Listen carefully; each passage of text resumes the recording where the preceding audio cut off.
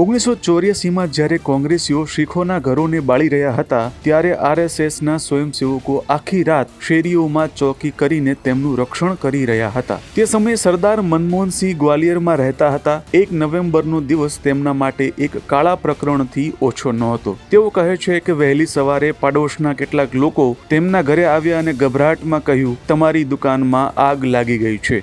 આ સાંભળીને અમારા પગ નીચેથી જમીન સરકી ગઈ। અમને સમજાતું નહોતું કે શું કરવું અને ક્યાં જવું। આ દરમિયાન અમારી શેરીમાં રહેતા આરએસએસ સ્વયંસેવક દ્વારકા પ્રસાદ દોડતા આવ્યા અને કહ્યું, તાત્કાલિક અમારા ઘરે આવો, બહારની પરિસ્થિતિ ખૂબ જ ખરાબ છે। તેમણે અમને 7-8 દિવસ સુધી તેમના ઘરમાં સુરક્ષિત રાખ્યા। દ્વારકા પ્રસાદે તેમના પાડોશીઓ સાથે દિવસ રાત ચોકી રાખી, તોફાનીઓને અમારી શેરીમાં આવતા અટકાવ્યા। આ દરમિયાન કોંગ્રેસના નેતાઓ સાથે આવેલા ગુંડાઓએ સમગ્ર વિસ્તારમાં ભારે તબાહી મચાવી। ઘણી દુકાનો લૂંટી લેવામાં આવી અને આગ ચાંપી દેવામાં આવી। નજીકની બેંક લૂંટવાનો પણ પ્રયાસ કરવામાં આવ્યો હતો અને જ્યારે પરિસ્થિતિ શાંત થઈ, વળતરના નામે માત્ર 2000 રૂપિયા અમારા ઘા પર જાણે મીઠું ભભરાવવામાં આવ્યું હોય।